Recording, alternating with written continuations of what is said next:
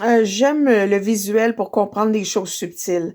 Je me sers beaucoup de ça avec les enfants, pas cette image-là, mais des choses les plus simples pour essayer d'expliquer les choses qui semblent les plus complexes. Donc voilà ce qui semble être notre corps humain, ce qui semble être solide, qui est notre corps humain.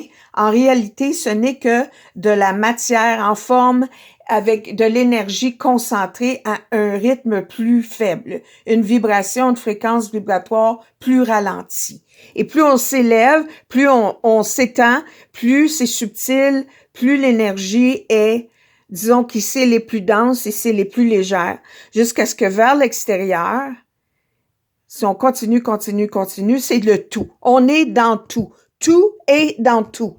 Il y a un. On est un, on peut pas s'en sortir, tout est en tout. Première loi de l'univers. Deuxième loi de l'univers, c'est la loi de cause et effet. Tout ce qui paraît être à l'extérieur, qui semble être une conséquence, ce sont des effets. Et les effets ne peuvent qu'être changés si la cause est changée. La cause première, primordiale, c'est l'esprit, le grand esprit. Donc, on ne peut rien changer à ce niveau-là si on n'a pas changé dans ces niveaux-là. Troisième, niveau de correspondance. Ce qui est à l'intérieur va être projeté à l'extérieur. Ce qui est en haut est comme en bas, ce qui est en bas est comme en haut. Sur la terre comme au ciel. La terre, c'est le physique, le ciel, tu peux comparer ça à la conscience. Ensuite de ça, on a la loi du rythme. Tout est rythme, tout est mathématique dans l'univers, sans S. Tout est cohérent. Il y a un rythme à tout. On peut voir ça dans les saisons, dans la nature, dans les levées de soleil, les couchers, la lune, les étoiles, tous les astres, l'astronomie. La science, la vraie science est dans l'univers.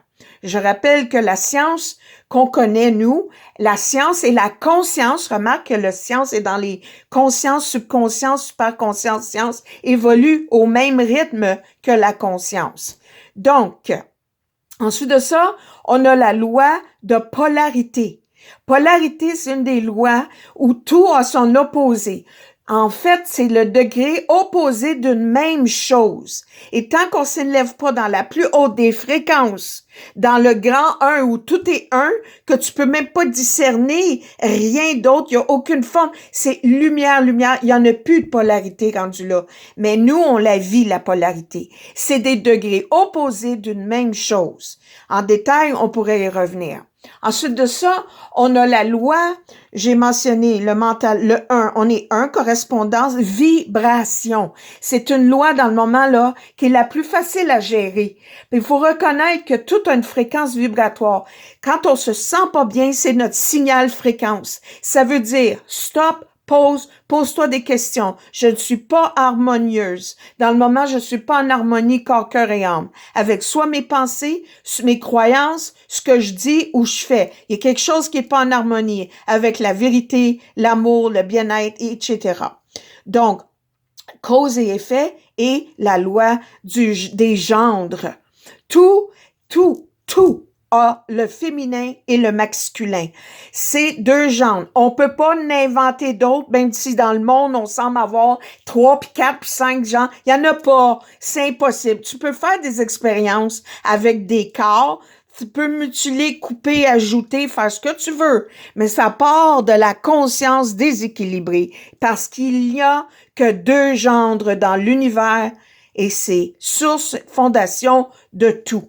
Donc, si on comprend ça, si on peut comprendre de changer nos vibrations, on change